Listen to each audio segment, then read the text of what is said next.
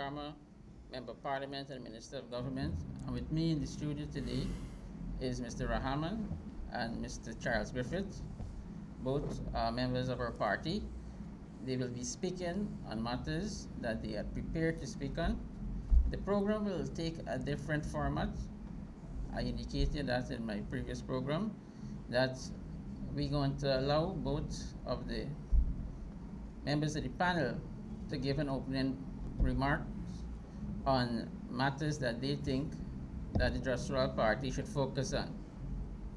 And then we shall take calls. So we're going to maintain the live calling purpose of this program, where we receive the feedback from the member of the public on matters of concerns. It may not be on the topic that to be discussed, but I would appreciate if you stay with the topic to be discussed. But if you have problems, we're willing to listen to you and to highlight those problems. We will also be able to address some of those problems and maybe answer questions that you have concerning information that is in a public domain that you may need clarification on.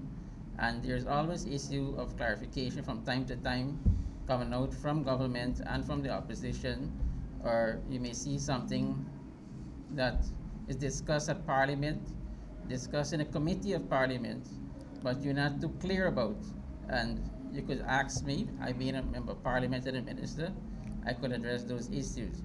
But we have competent persons on the panel that could deal with a number of issues. So I will give Mr. Rahman the opportunity to discuss an issue that he believes is very important at this time in Guyana as we progress for local government election. Local government election slated for November, December of 2018. So Mr. Rahman, let me hear your take on the Just Royal Party position on local government and the way we should be looking forward for local government, looking at the participation of groups that are not related to political parties and individuals that may not be associated with political parties contesting the elections in the various NDCs for the benefits of the people of the community. Mr. Rahman? Mr. Chairman, and viewers, my friend Charles, I am sticking to the local government elections on the whole question of law and order. The reason being is because there is a lot of complaints about the government. People make complaints about things are not happening. And I think there's a lot of things that people are complaining to us about on this program, and when they meet, they call you up and myself. These things should have been dealt with by the local authority or by the region. And because there are a number of reasons why people blame the government wrongfully. I'm not saying that everything that is being done are done correctly, or things are being done which should be done. But a lot of things that should be done at the central level, at the local level, sorry, and at the regional level are not being done. And we need to address that issue. This government was responsible for bringing local government elections into being.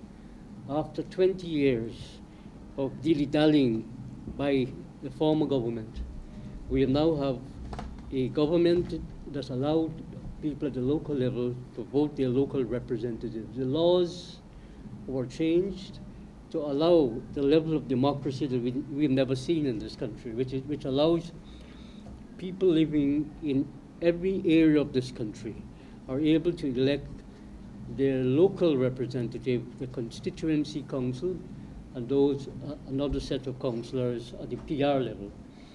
Those things are enshrined in the new laws, local government laws, and in municipal government.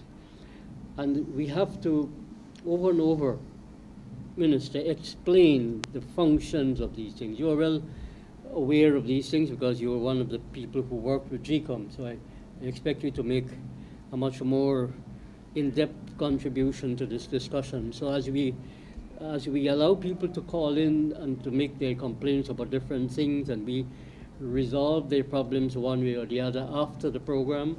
And they come and see you, and they come and see me, and we talk to ministers, and we talk to other people. So you are quite right. The program has taken a different shape. When Mr. Sharma started this program 25 years ago or more, it had a different format because he didn't have the opportunity to be able to influence the processes in government. Today he does have, because he has you and to some extent myself, who are able to make contact with important people in government and make those kind of changes. So we need to hammer out this whole question of local government election, and that is coming up in November. The minister has made it absolutely clear, the president has said that local government elections will be held at the time and the date required by law. And I think that the minister is keeping to that because all the preparations are being made for that to happen. So the president has kept his word, the minister is implementing the decision of cabinet and that of the president. We would like people, and the laws provide, who do not want to stand within a political party or a group, to stand independently or set up their own group so that they can stand in their communities if they're unhappy with the existing political parties and groups that have contested elections and have councillors. You'll be very surprised, Minister, that a number of people who are elected as councillors from the PPP and other parties are not attending council meetings. Some of them should be thrown out from their positions because they're not serving the community. A lot of them, they go on a ticket, the PPP ticket. I mean, I guess if you put a donkey, maybe people will vote for it because it's under the name of a political party, the brand. People need to remove from this kind of situation. They need to vote for individuals and people who have an interest in their welfare, in their economic welfare, their social, cultural, and other issues that are affecting them on a day-to-day basis. So they need to know who's that council, where he or she lives, and does he or she has a date and time when they can see that person, because it's not a good thing to go to people's home and knock on their doors. So all these areas have an NDC office, and these councillors, we need to be able to get them to have a day where residents can come and see them at a particular place.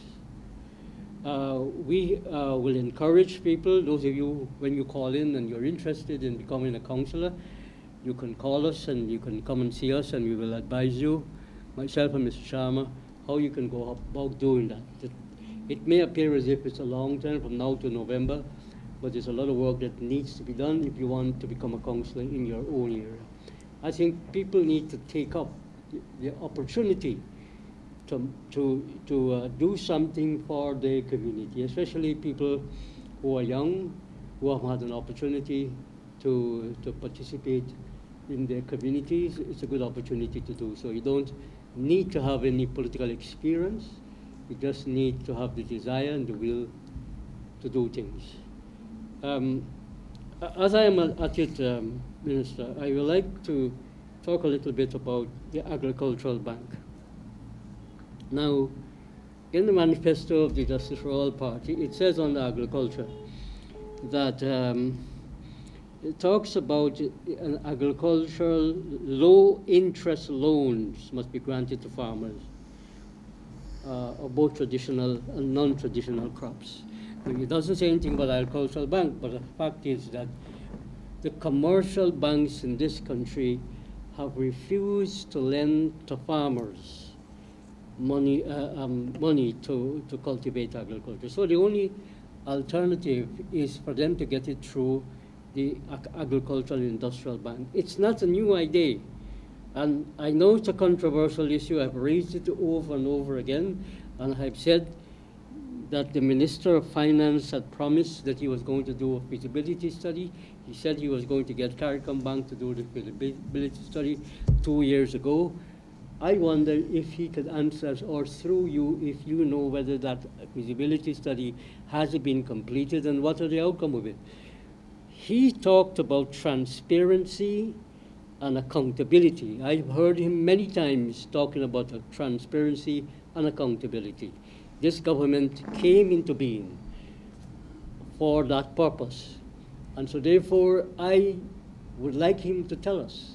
I would like him to make himself accountable as you are here for the nation and for people listening to this program, that he should make himself accountable. He must let us know, let the farmers in this country know, because we became a member of this coalition, you will remember, because of the manifesto of this government. And one of the issues in the manifesto is the re-establishment of the Agriculture and Industrial Bank, which was set up by Mr. Burnham. When I was in the PPP, we severely criticized Mr. Burnham's policies on agriculture. We were wrong. Because when you compare what has been done after Mr. Burnham's demise and today, you will see that if those ideas, and we have Charles here who is familiar with a lot of those ideas, and I hope that after I would have said my piece, he would support me on this. That there's a lot of these ideas on agriculture and on industry, in manufacturing, that there was tried, and a lot of it was successful in this country. That has not continued.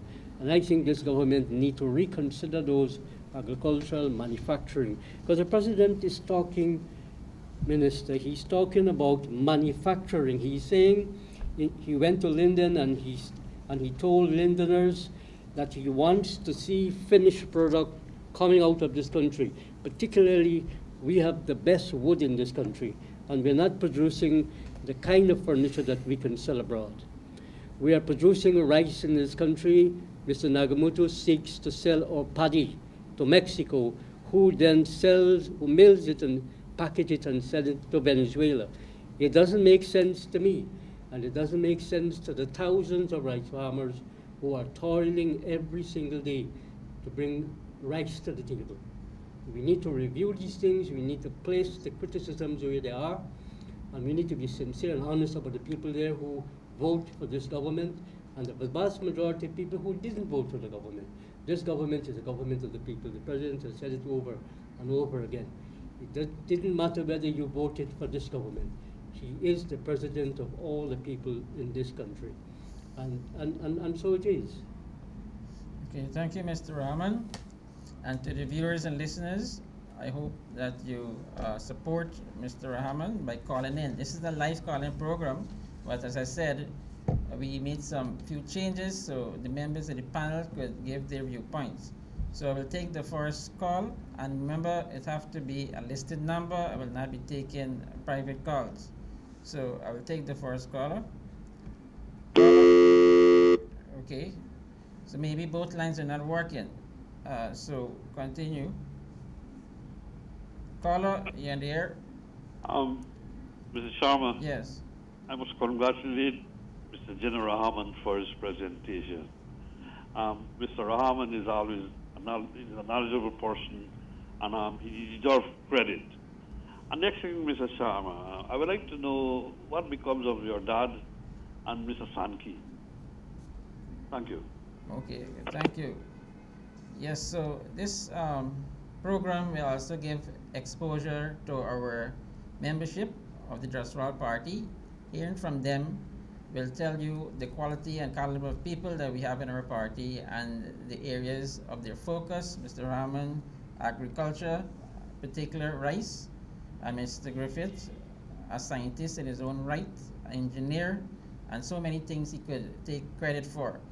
So you asked about my father and the leader of the Justral Party, and I indicated to you he underwent an heart operation, open heart surgery, and he's recovering well. Only yesterday I spoke with him, and he said to say thanks to the many people that pray for him.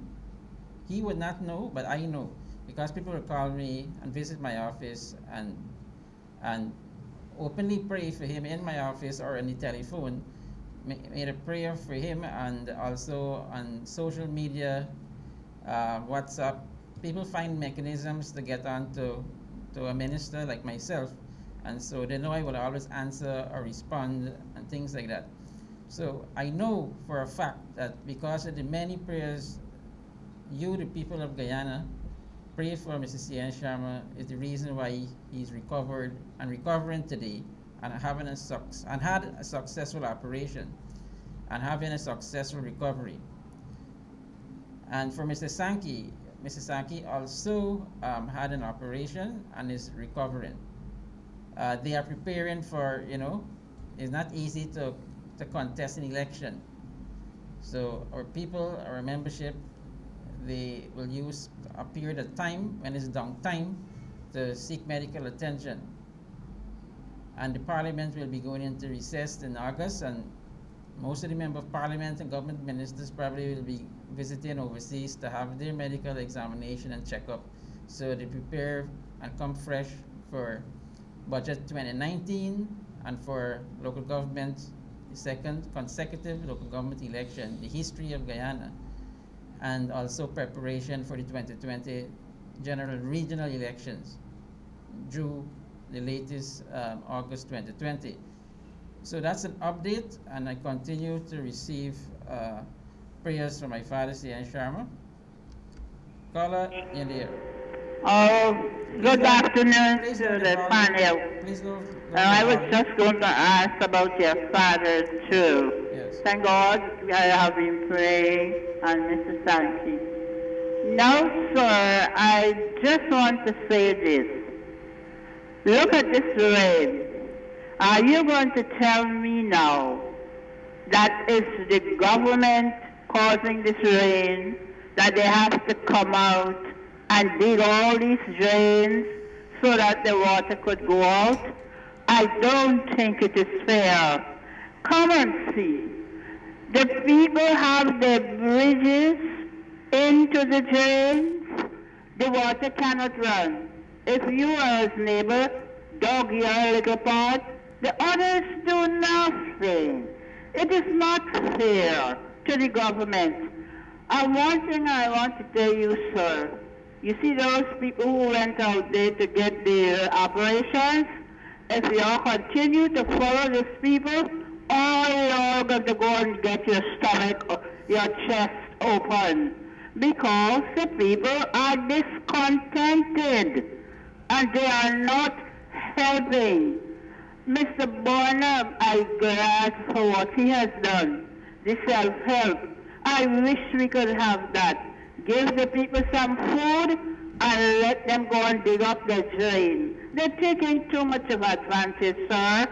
So that is what I want to tell to you. I don't know if I'm stupid, and you have a rest afternoon. Okay. Good. Thank you, caller. Yes, so today is a special day, being the first Saturday in July. It is dedicated to International Cooperative Day. And so I must say to all cooperators, happy International Cooperative Day. Guyana being the only cooperative republic, the name of the country, being the only country named with the word cooperative republic in it, is celebrating this day. And today they will have a recognition of this occasion with the Minister of Labor and Ministry of Social Protection celebrating this day with many other cooperators that are part of the cooperative movements of Guyana. So this is in relation to what Mr. Rahman indicated. Guyana, through its struggles, is a cooperative. If you look back to our history of indentureship and the village movement, that actually predates what history would tell you about the creation of cooperatives. They probably will mention 1844 as the day of the establishment of cooperative in the world. That is the associated in England with a team of people that form a cooperative. But before that, in Guyana, with indentureship and pre-indentureship, we had a system where our free slave during the emancipation period actually pool their money together. If they, however, they will pool the money, and this was not dollars, this was pennies. And they pool it and they move it with wheelbarrows and buckets and whatever ways and means they could carry that money to the planters, and they bought the estates of these planters, the white planters, the European planters, and they converted those sugar estates that was no longer in the production of sugar, tobacco, or cotton, and they produced villages. And with village, they produce a government, and with the government, they produce cooperatives, and they feed themselves, they clothe themselves, and that is how cooperative started in Guyana, which predates what we know and the start of the creation of cooperative in 1844. So Guyana have a history, and cooperative also followed right through to independence, because if we didn't cooperate together and work together, we could not fight for independence. And then we move up to Guyana being named a republic, a cooperative republic of Guyana in 1970. All of this is to indicate that we are cooperators. It's in our blood, it's in our DNA, and this is the important day for me, and it should be an important day for you. Cooperative is not a socialist ideology as many may believe. Countries that are known for the democracy have successful cooperatives in their country. The UK, England, US, Canada, US, you know, and they're very large. And I believe that if we could bring back that element of cooperative society in Guyana, we will also be successful once again. Remember, cooperative is for the ordinary man, the poor man. And as Barnum, as a person say, you know, would indicate about the ordinary man. Make the small man. The small man, the real man. And so this was his ideology, not socialist as I indicated to you, but a way of ensuring that people at the very lowest you could think about could pool the resources and generate income, educate themselves, feed their family, and create wealth, unimaginable wealth. So in Guyana, we went as far as a cooperative unions, and unions are part of cooperative. If you still throwing back sand, it's part of the co-op movement, Yes. dated back from the dates of your ancestors from Africa. And so if you still showing that, you're part of the cooperative movement. Exactly. And that cooperative unions, and we still benefit from cooperative unions, that graduated to a bank, a national bank, the National Cooperative Bank, Guyana National Cooperative Bank. However, it's defunct.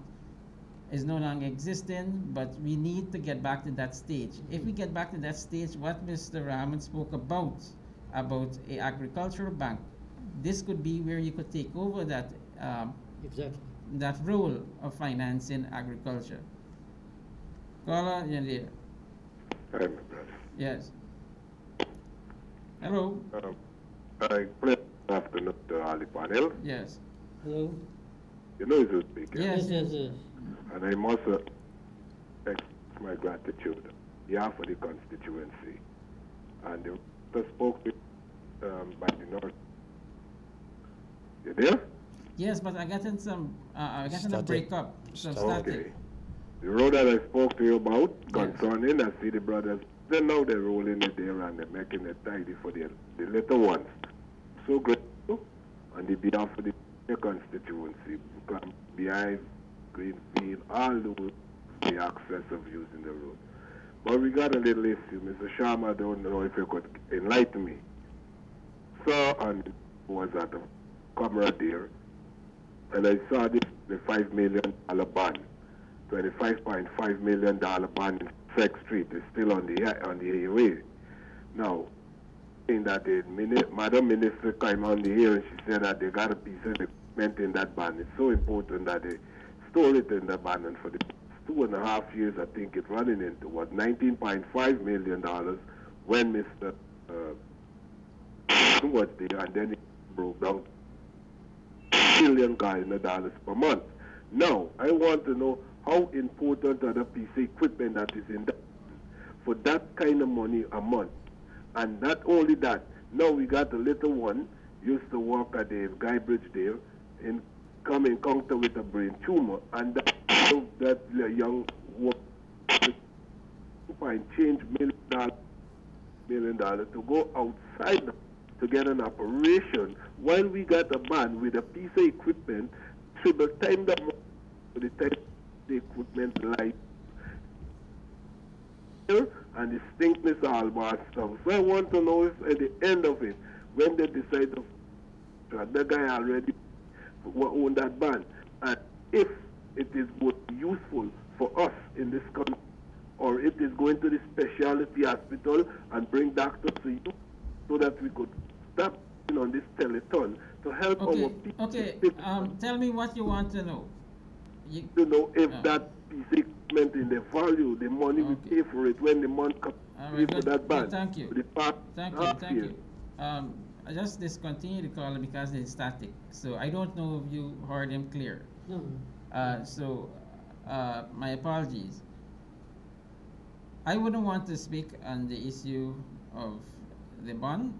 It was already discussed at length in the National Assembly. And if there's more issues to be discussed on the bond, the opposition, and you have opposition member of parliament who could put questions to the relevant minister to give clarification on it. The subject minister, Walter Lawrence, who was not the minister that was there then when the contract commenced, indicated in the budget debates of 2018, question was posed and it was asked when the contract will be terminated. The Honourable Minister Walter Lawrence gave indications of when, and so it's not something of surprise, a shock that to know the bond is still in operation and still providing services to the Ministry of Public Health. The minister, each minister have a portfolio and a responsibility, and I don't want to be the one to be speaking for any minister or defending the minister. As I indicated, this is the Justice for All program, and this is the way that we communicate with our supporters, and those that are not our supporters also give an opportunity to participate in the program. I gave an indication of what the Honourable Minister Walter Lawrence would have indicated to the nation. The caller indicated also similarly. But as many callers would pose questions, the preparation for the question is too lengthy. And so I recognize the same situation with the Committee on Natural Resources posing question to ExxonMobil, and the person who asking the question took 10 minutes to just introduce the question, and then the person supposed to answer the question asked this question. He said, "Thank you for your comment, but what is the question?" And so we don't want to be doing this program in that same fashion. If you have a question, put your question. Don't put an extended comment and then I don't know what question. I believe your question was asking if it's reasonable. I'm saying I wouldn't want to say if it's reasonable or not. I'm part of this government, and so questions like this will be posed by the opposition to the relevant minister. I may have my personal opinion, and that will be shared at cabinet or with the with ministers, but I would not want to venture into my personal opinion. So don't believe that my refusal is anyway saying I agree with what is happening. So as indicated, we will give our next panel member here, Mr. Griffith, who I indicated is an engineer, scientist, and now an open supporter of the Just for All Party.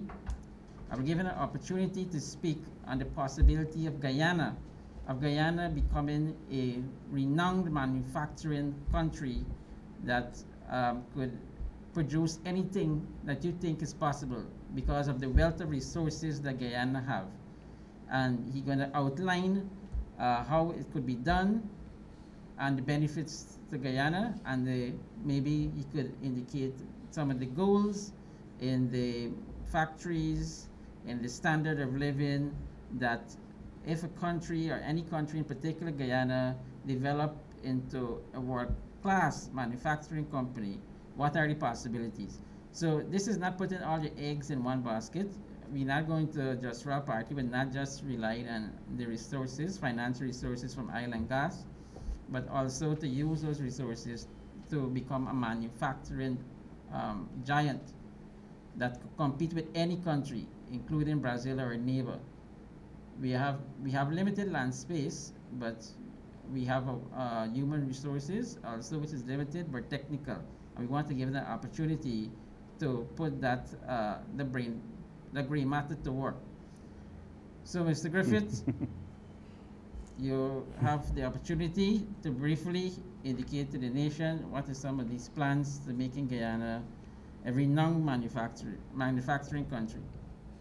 Thank you, Mr. Sharma, or Comrade Sharma, for the opportunity to provide a framework through which our government can reinforce what they're doing. But I'm not hearing anyone speaking that Guyana, because of our nascent natural resources, and it's mind-boggling. What I'm saying, that any consumer durable you see out there, or if you have traveled abroad, Guyana has the necessary raw material to make that product. And I'm saying that we must, and I would like us to adapt what Professor Arthur Lewis has been articulating. As a matter of fact, it's on that basis for third world developed countries to harness their resources, their raw material, start whatever set of raw materials you have, you master plan. How are you going to execute? How are you going to produce them, market them, and start all simultaneously?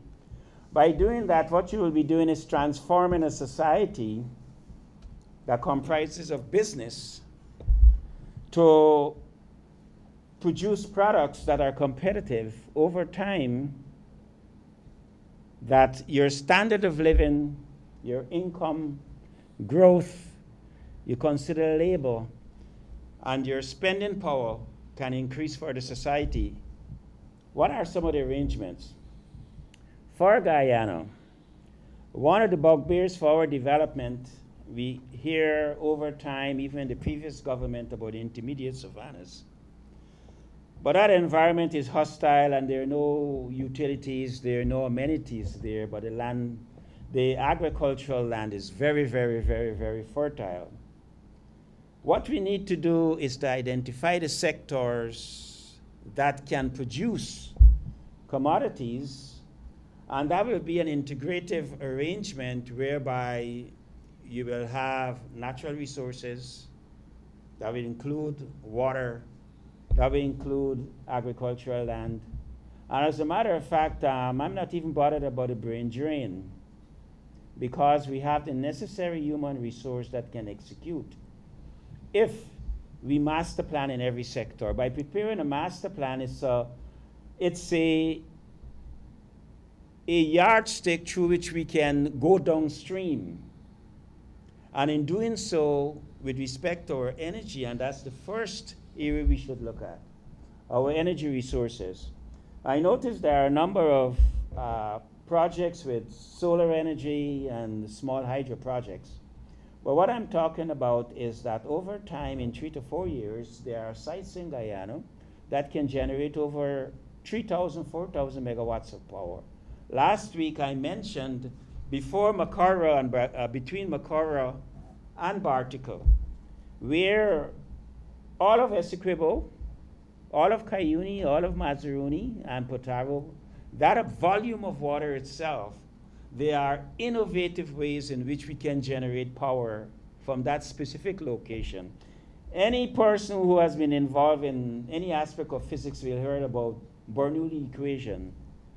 And it's an application of Bernoulli equation, and this is coming out directly from the United Nations 2030 Millennium Goals when they talk about innovation and industrialization and improvement of infrastructure and improvement of human capacity.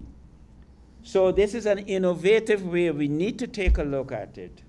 whereby we can generate the necessary quantity of electricity to drive this type of development. Case in point,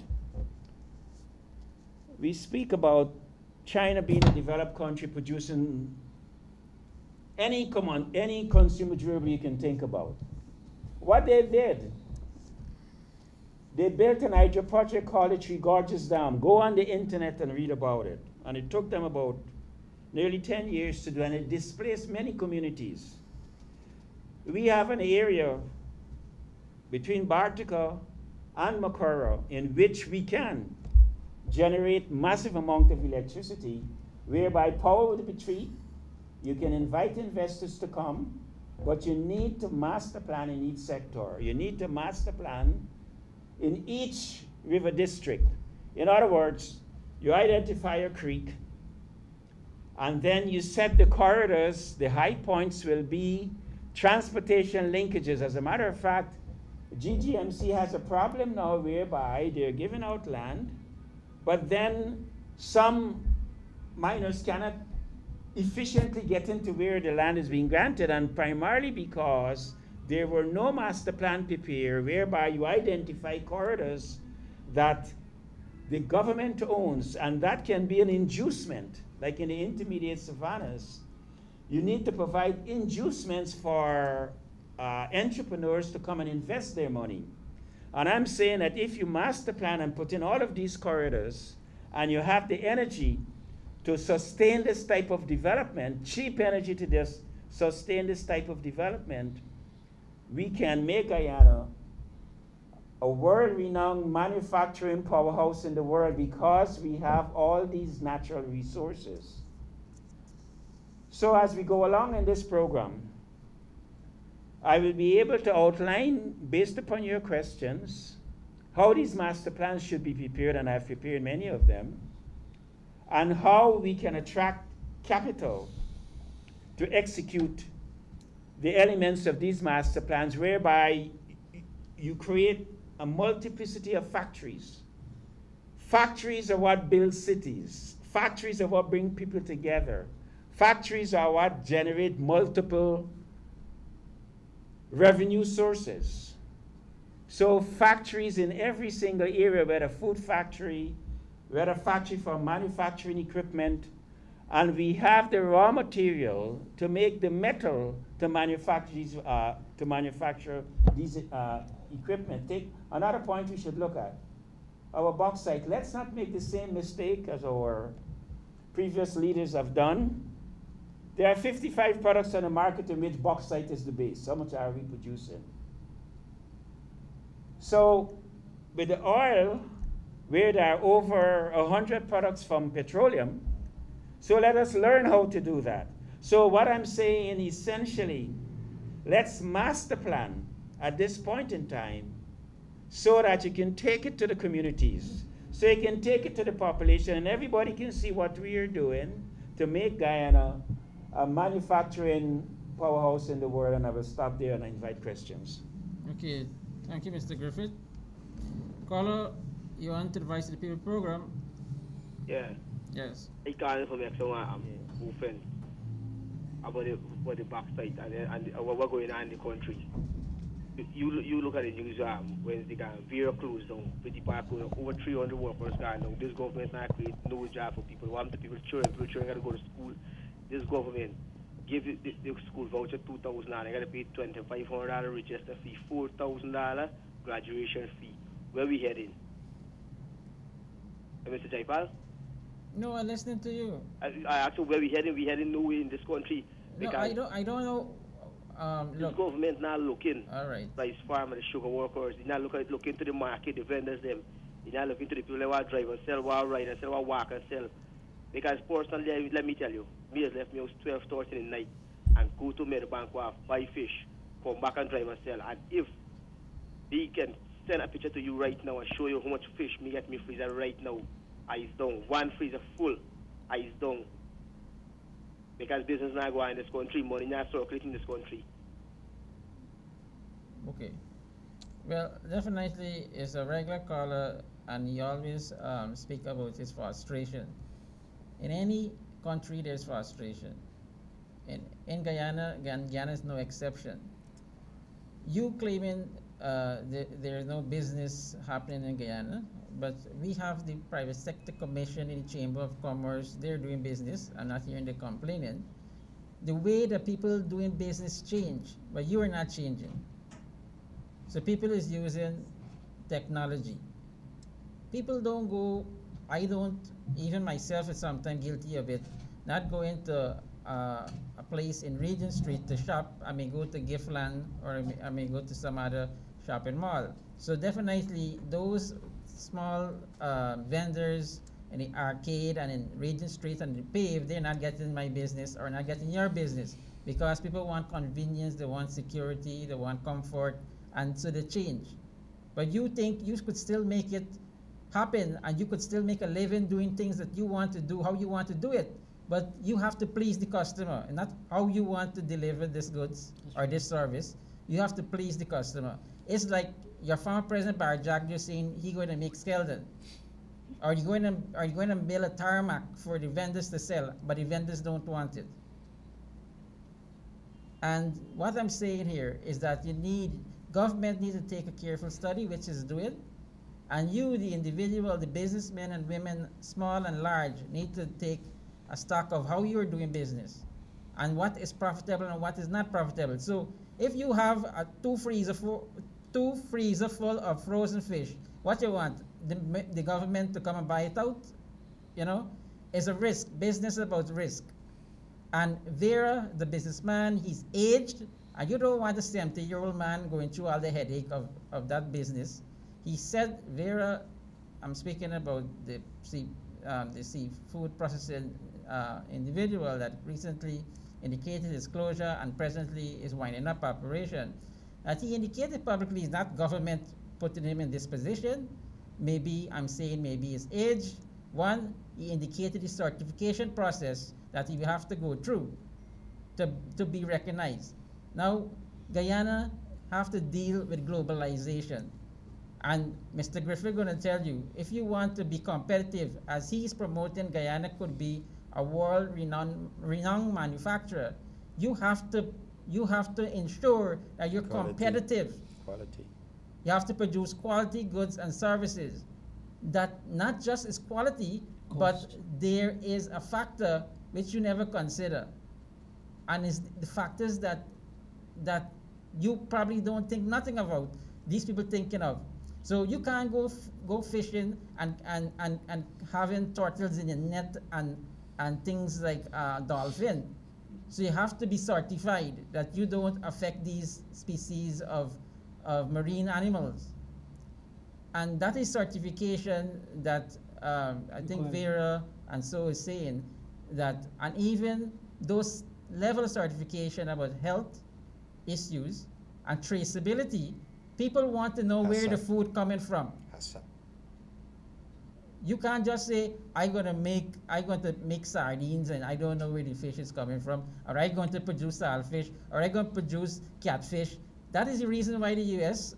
put the block on the catfish, because of the traceability issues.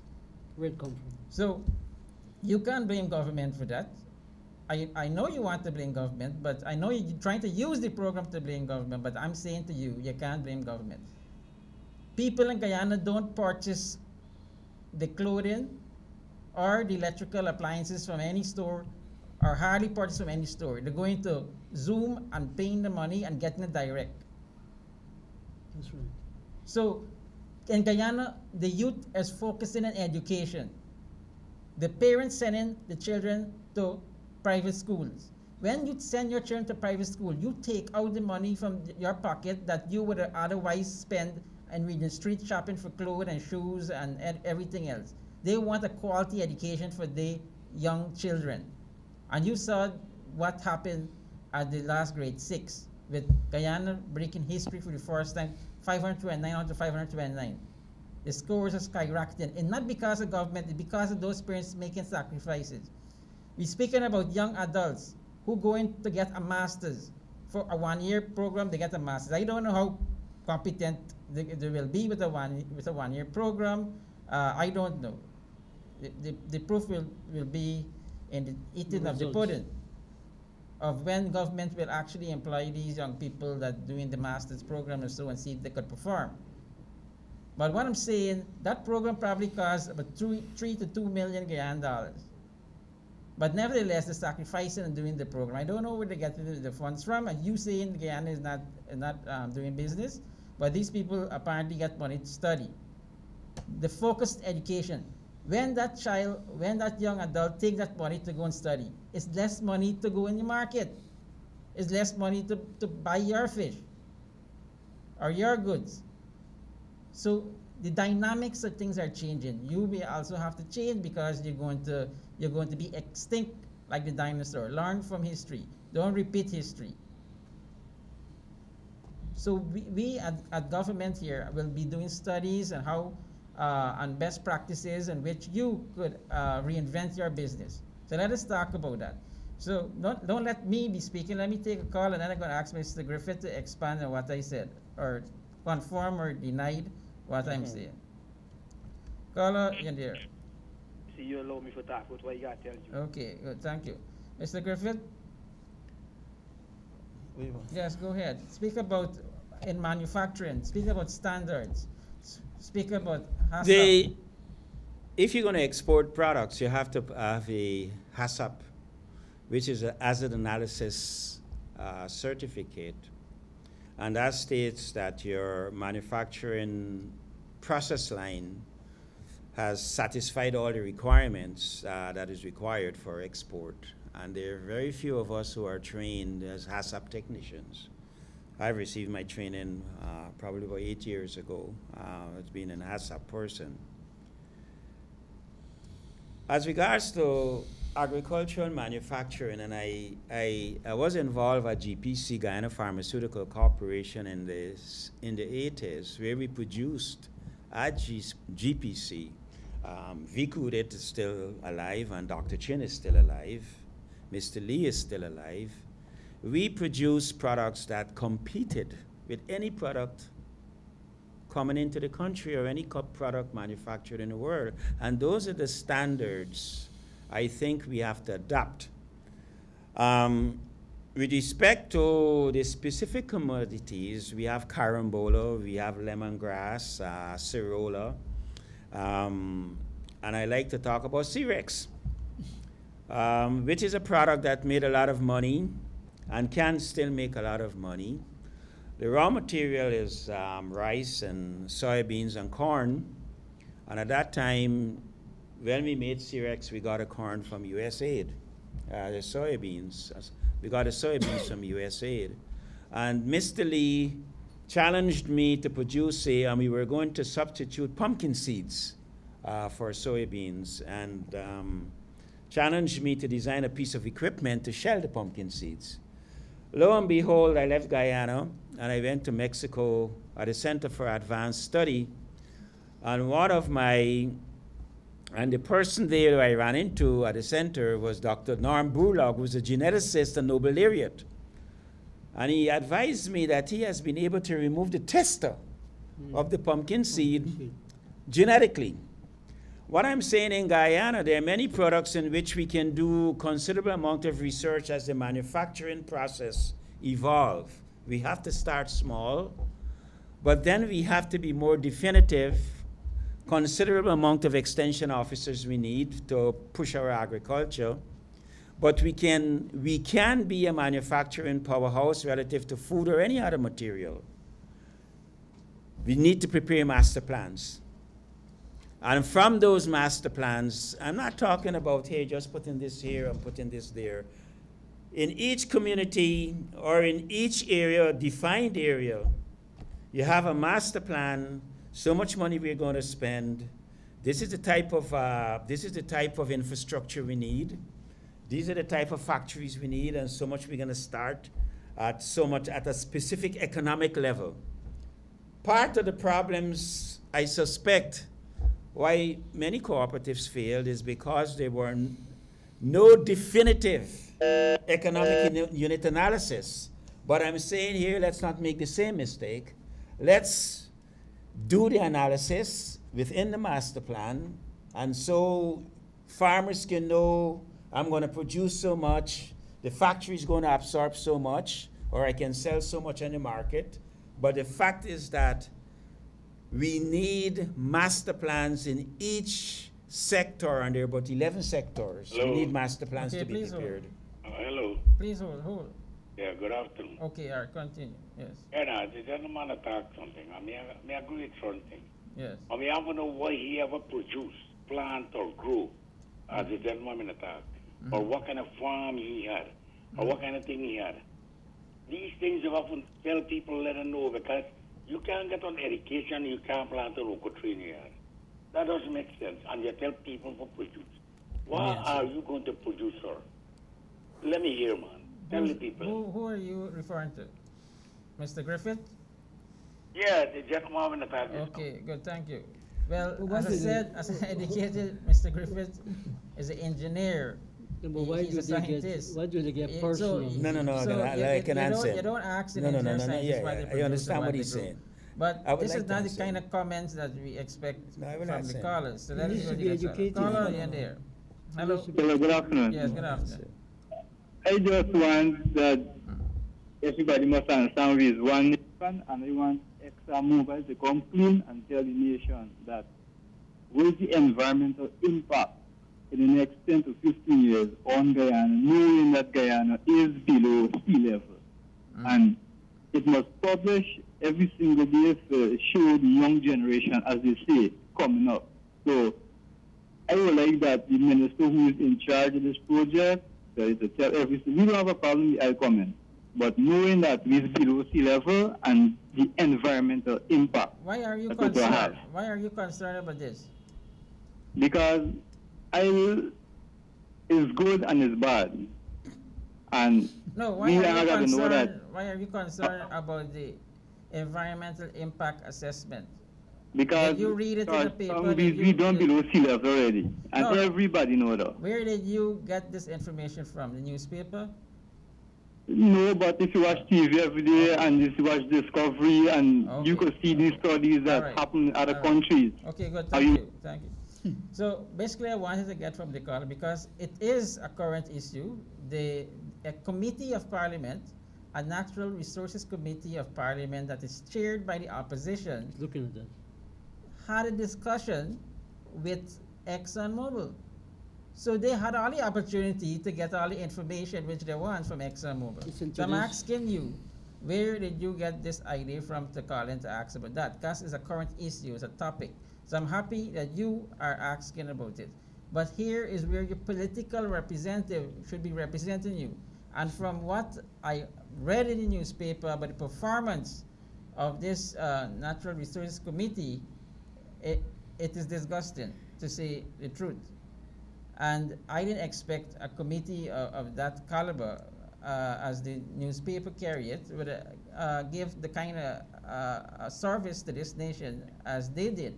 Now, the leader of the opposition, Dr. Barajagdio, and their secretary of the PUP, was annoyed over how this committee is performing. He said that he ensured this nation that the next time the Natural Resources Committee meet to discuss anything, that there will be an A game. Now, if this is his A game, I don't think they're ready to say they're gonna the one contest it in the 2020 elections. Now, if this is his A game, it means that he had to brief his people to ask questions. So the question that these MPs asked ExxonMobil had to be Jagdio question. Yeah, but So he was focusing about. We could go into that. The callers could call in and But say, he himself- if your representative in the opposition, and this caller that just called is an opposition person representing you, this was a question to ask the people. Mr. Jagdeo himself said that these members of his members of parliament that Drop he the will, ball. that he will make them do research before they come to the committee. Correct. Well, if that's the research Neil Kumar is going to did, and he came there and made a mess of it, that he couldn't ask him and Pauline Sukai came there and they were not prepared to ask the kind of questions that are necessary. What it shows is the kind of leadership we have in the PPP, that these members of parliament are come to a select. Could you explain what a select committee means? Well, first of all, when the individual from Exxon, I think was Hinkson, the country representative for ExxonMobil, was making his remarks to the question, the man say is hogwash. And the only thing the chairman of the committee could say, apologize for saying hogwash, but hogwash, maybe the state that this individual come from, hogwash is a common word that is spoken, but apparently it offended the chairman of Lubumbashi. They had to apologize for saying hogwash, but hogwash simply means nonsense. Nonsense. So this individual could not understand the question. The question didn't make no sense. Doesn't make sense. And so I don't think you have to apologize for saying your questions, sir or madam, make no sense, because you mentioned Neil Kumar, who's MP of long standing. He's asking ExxonMobil about local content legislation and why they didn't put it in force. The people is not government, is you are the government. So ExxonMobil rep had to ask and say, hey, these things that you're asking is for government. Aren't you government? The chairman say to Exxon, this is not government, this is opposition. He doesn't. You sit in the National Assembly. He doesn't know the you're difference the chair of the committee. I know you're opposition, but that committee is not opposition. That committee is Guyana. Yes. The select committee is part of it. It comprises of members of parliament from both sides of the house. Exactly. So the committee is not opposition. The committee and see the limited knowledge, government have 3 arms, and the National Assembly is one of the arm of government. So when the Exxon guy say, hey, government, this is a question the government to address, he said, no, the chairman of the Economic Service, of the Natural Resources Committee say, no, this is opposition, it's not government. And so to answer your question, we need to have our MPs more educated, more prepared in the particular committee that they are part of. So either the opposition leader remove these MPs from that committee and replace them with competent people. Maybe he need to bring back young Charles. Put young Charles, island gas technician, engineer, and all kind of things. He's an expert. He's supposed to be an expert. So bring him back in the National Assembly. Why didn't you put and take out Odinga Lubumba or Pauline Sukai. I put back young Charles. But you don't want that because the man going to be challenging you. You're going to want the presidency. Caller in there. Good afternoon, gentlemen. Yes. I think the select committee is not only the one that make themselves a fool before ExxonMobil, but all select committees should have specialist advisors to prepare them. That is what is done in the United States. Exactly. Yes. And we need a kind of people to advise. Not people going and say, I'm an engineer and I'm working with Lee, and I want to ask that same gentleman there one other question. So I made that one point. Please allow me to make another point. Does he know that the tropical fresh water is the lowest in terms of in terms of nutrient, and the intermediate savannas that he's talking about billing? I produced, Mr. Sharma, and probably Mr. Hammond should got it, a program for utilize to move 100,000 people from the coastlands to the intermediate savannas. You hear? 100,000 and develop farms of coconut, livestock, and from the coconut you're going to make copra, oil, butter, and we are going to look and bring in other people. Up to today, this is 3 years, I have not heard anything about this. I'm always talking about oil. Agriculture, after the oil done, we can left with Trinidad now. We got to develop this as an agriculture nation. We got the water, but the intermediate savannas are very poor soil, Mr. Engineer. I don't know where you learned this from. Look at all the soil surveys that were done in Guyana, and you can see the intermediate. That is why Bonham failed with the house feed include nation when they went to Kimby and so, because the cotton they produce the Sonata Mill, as a matter of fact, Bobby Ramrup owns the Sonata Mill today. And all the other things, now Bonham or the PNC, I just tell you, all these things fail, the cotton, the soybean, the peas, because the soil got to get fertilizer, and we are not, for example, 20 years ago, in Bonham time, we went, as a matter of fact, I can't tell you who I am really, I don't want to disclose this, but I was sent by Mr. Bonham to look at Shell Beach. They got 3 ridges there of calcium carbonate, like Shell, which can produce wonderful, it must be washed away now, hundreds of thousands of tons of fertilizer we could have made from the Shell Beach. We are only looking at oil, and we're fighting in committees. I mean, these people weren't competent enough. So let me be honest. I go back to the point again where I started. These people were not competent enough. We got no ecologists in this country. All the people running and hollering about environmentalists, and the whole EPA ain't got no person qualified as an ecologist. So how are we going to face anybody? We ain't got no ecologists with any status. I again go back to the same engineer. Let's just tell this nation how much international publications he got and reviewed in reviewed journals or any international journal. Okay. Thank you, Mr. Sharma. Well, I don't know, Carla. Carla. What is your name, sir? No, I can't tell you. No, are you a member of our party? Because no, I'm not a member of nobody's party because I'm colluded with Guyana right now. You. So this individual should be a member of my party. So I'm courting you to come over to Justice for Our Party, because this is the kind of conversation, and this is what we want in Justice for Our Party, to have these ideas. Now we're going to allow Mr. Griffith to address your concerns. However, I agree with the caller that we should have more preparation, because it's the embarrassment. You have a world-class developer, operator, ExxonMobil, developing a world-class resources like oil and gas, and this is the MPs or party that want to take over leadership in 2020 that they're proposing, and they're embarrassing this country. So that caller asks a very important question, but that is a very important question. That was a question your MP from the opposition should be asking ExxonMobil. Exactly. And so I'm happy for that caller to raise the topic. And this is what the leader of the opposition say is his A game. A team? No, A game. He said he's going to be the best at what they could be. And so they had to be preparing day and night to ask these stupid questions.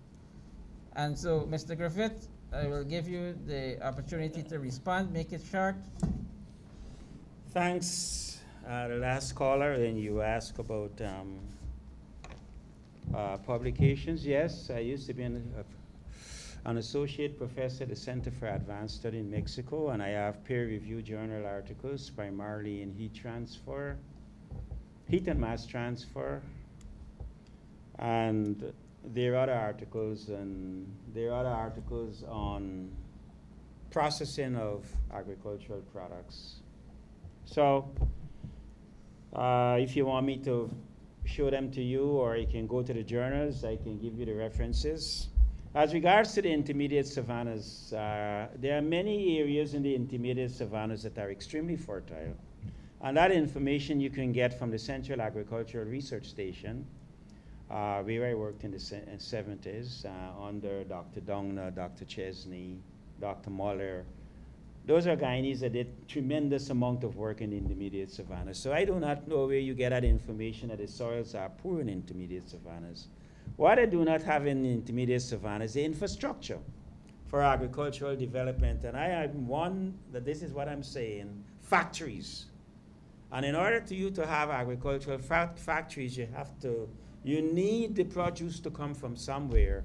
And the intermediate savannas can do that, but the environment at this time is hostile, and there are little or no utilities, and so it makes it less attractive. That's why I said that we need to prepare master plans in each drainage district. I call them drainage or riverine district, and so you can plan for the infrastructure and plan for the other amenities. You build cities around agricultural development, and that is what I'm talking about. So on that note, we are on the same page, but as regards to the poor quality of soils, I will beg to differ, and it just depends on the location you're talking about. He's talking about Okay, good, thank you. using calcium there. bicarbonate.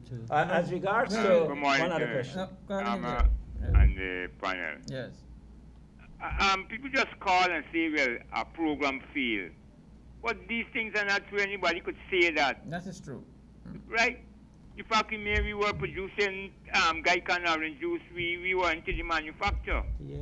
And the fact remains that we did not get the hydro because it was voted down, because I think it wasn't more than 2 small Amerindian villages had to be moved.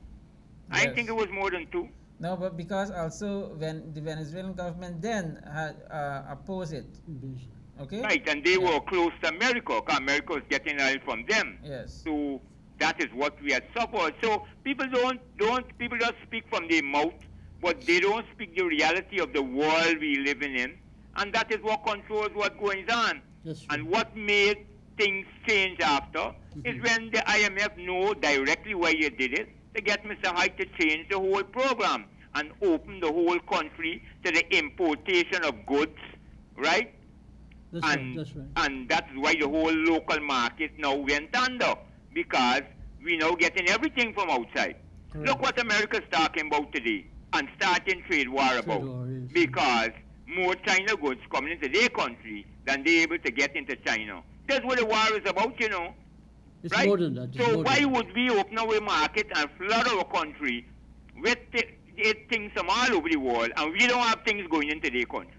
This is what America, the big America, protesting about to China today. Exactly. Okay, so this whole thing what people talk about, Guyana, something wrong with them. They don't speak the truth. Carla, thank you. Are you a member of our party? This man should join. Okay. Are you a member of our party, Justice for All?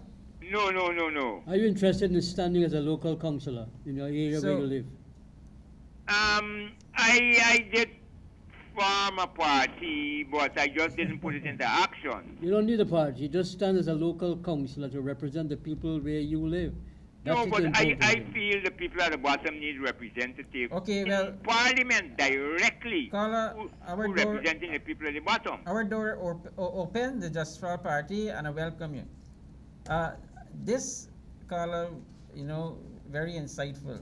And I keep asking persons if they're a member of the Justice for All Party. The reason why, when the building was burnt, all our records destroyed in terms of membership. I was not in the party at that time.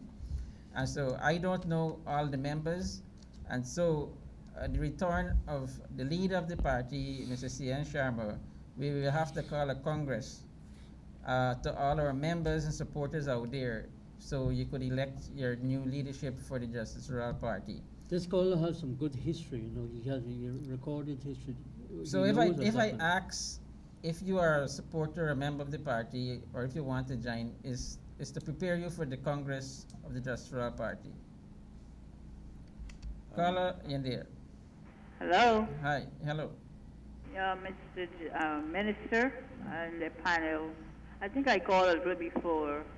I was hearing the people talking about why sending these ministers and so away for the surgery.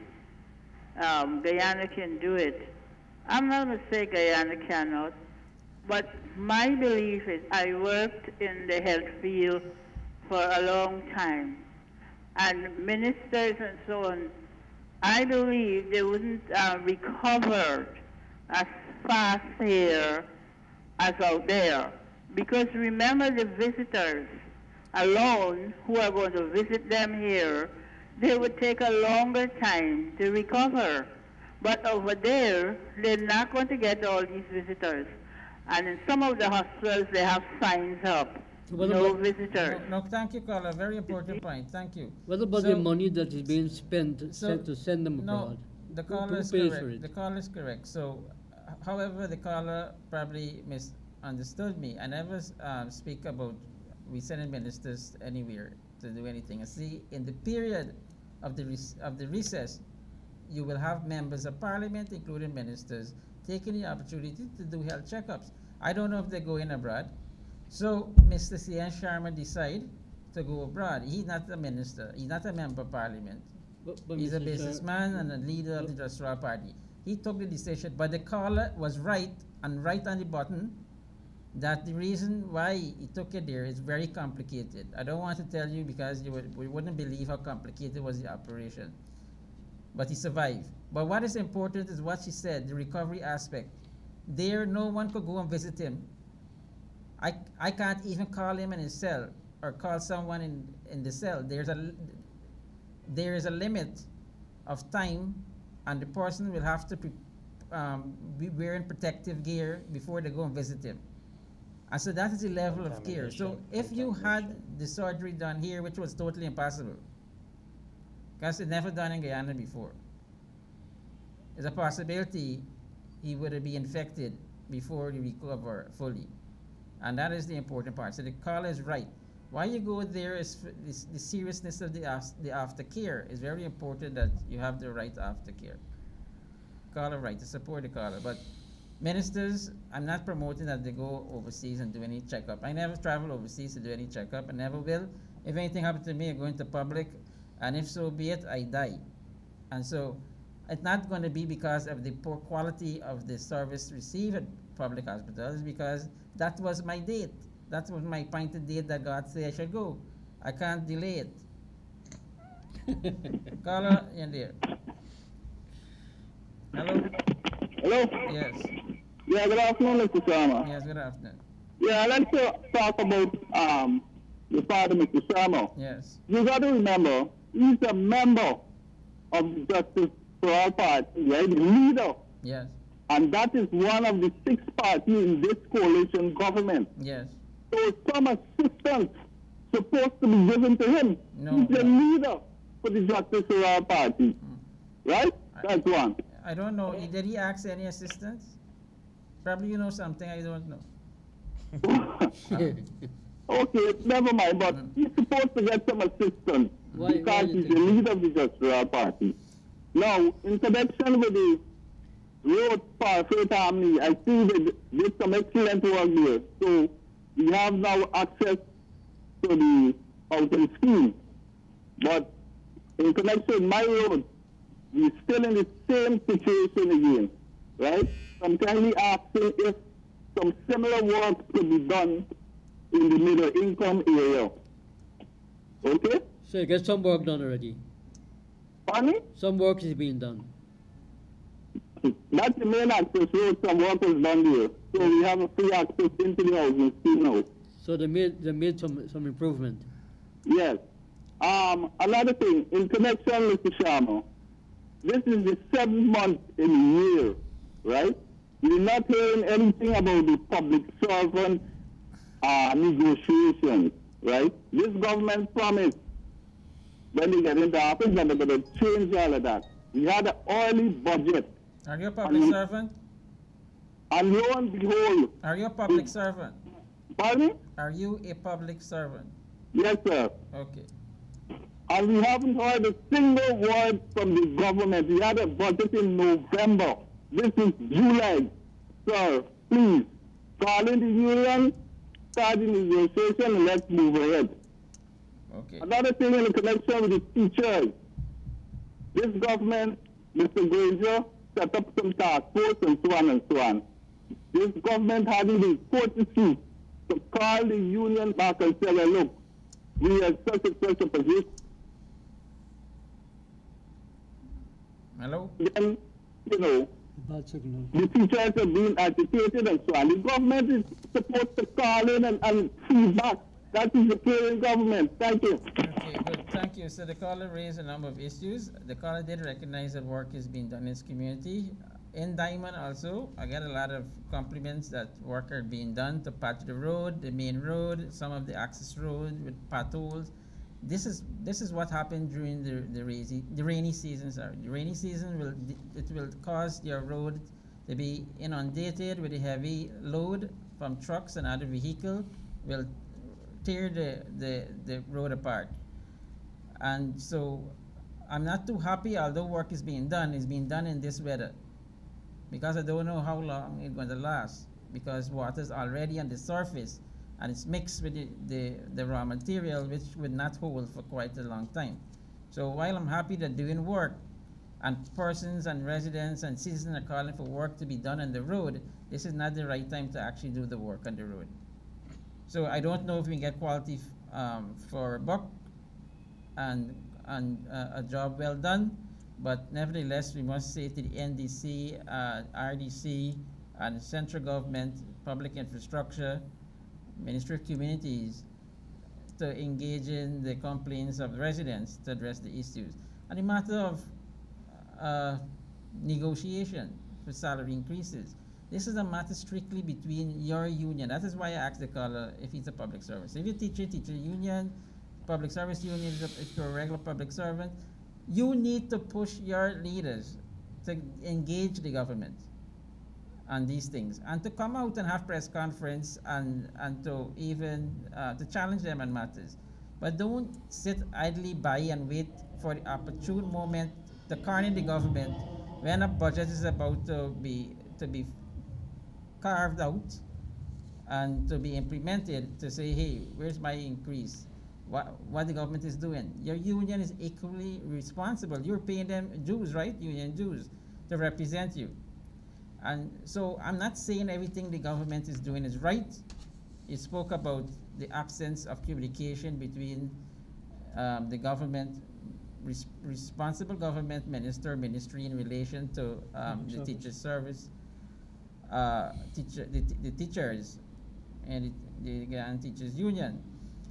There were protests. The protest was in front of Ministry of Finance. They're protesting the various ministries. That was part of it. But what came out of that, it was a consultative process. However, when the numbers were crunched by the Minister of Finance, is not something that is too happy. We're too happy about in terms that the impact, the financial impact on the national budget and the public treasury will be something that will not be sustainable. So we have the Guyana Teachers Union calling for 40% increase, then the next 40 and a 45 and a 45 and a 45. I don't know. If the teachers, and we know our focus, this government focuses on education, but we don't know if the government should give the teachers this increase they're asking for in salary and non-salary, meaning benefits. What's going to happen with the other set of workers in the public service? What's going to happen to the police? When it would stop? Right? So you can't just say you're going to satisfy the teachers. What happened to our police? What happened to our nurses? What happened to the doctors? What happened to the other branches of the public service? They're going to all ask for that. What's going to happen to the Gaisuku workers that's still in the 3 estates? So when will it stop? Ask yourself that question. So it has to be what the government of Guyana of the day can afford in the day and time that the request is made. And also cognizance of the rippling effect and demands from other unions and the wider society. When you ask for a larger salary, you think the businessman going to be selling whatever he's selling at the same price? No, he's going to escalate his price because you have more money and you have inflation in the country. You think the minibus operator going to say, oh, the teacher had 45% increase, so I'm going to increase their fare. But the rest of the public servant, to get a 5%, 8%, we're going to give them 8% increase? No, the minibus operator is going to increase everybody fare to 45%. So it's not as easy as you think it is to deal with the matter. So Mr. Griffith, you wanted to add something? With respect to the study that has been done in Shell Beach, they were thinking about making cement in Guyana. And as a matter of fact, there was a study done in the Rupununi on lime mud to make cement. And that's what I need to add up relative to... The overboard from the backside is also considered as a great utility, and it have a lot of purpose. still have a lot of minerals in there that you could extract. So there's a number of things. So we need that. This is why the program is important. That is why Just Rural Party is promoting these things. These are not new ideas. They were there. And as the caller, I call him my Rasta brother, and I invite him to the Just Rural Party to be in our program. That, you know, when you say things fail, you never give it a chance. That is why it failed. So if you can't say to your young child, boy or girl, male or female, that here, if you don't pass the national grade 6, I'm gonna shut you out of the will, or gonna chase you out of the house, or I'm gonna leave you on your own. You have to nurture that child. That child could be the next president of the country, or the next CEO of a mega corporation, one of which Mr. Griffith is speaking about, the head of a national oil and gas industry or company in Guyana. That child or children could become that. So you have to nurture it and let it grow. So you can't say the government, Barnum, started a project, or some other government started a project and it died. You never give it a chance to grow. They had a program for dairy. This guy Suku was trying it out. They say the opposition now will say it failed. In government, then they will say Barnum failed. But ask them how long they give it to produce, and the answer is there. They never allow it. So a tree, you plant it from a seed, and you have to germinate and grow into a tree, and you have to give it time. You have to give it fertilizer to produce the fruit. But in Guyana, no, they don't like to wait. So the government changed. We have a 5-year plan, but you want everything in the first year. You can't get it overnight, and you want to change the government. But you had the same experience on the PAP 23 years, but you waited 23 years before you changed them. So I'm asking you, do you think we need more time, and this administration need more time to roll out its plans?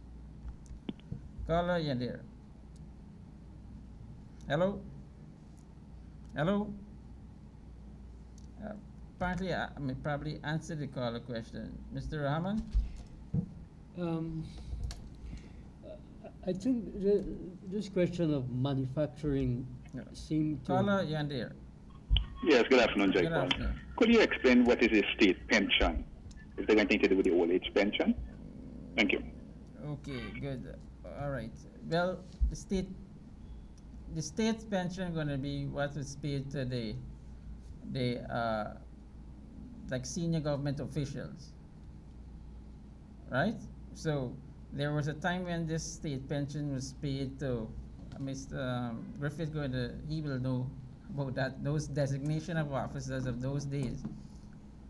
And so it was never increased for quite a long time. You saw that it was $10,000, and now the Minister of Finance had increased that to something more comfortable, which is 30,000. So it didn't grow as in relation to the other pension. So it's a different category of pensioners. They would refer them to as state pensioners in those days, and maybe still recognized in this day as where we ourselves, being members of Parliament, will refer them as state pension. But those days, I can't tell you the period. Maybe Mr. Griffith could assist. I wasn't here.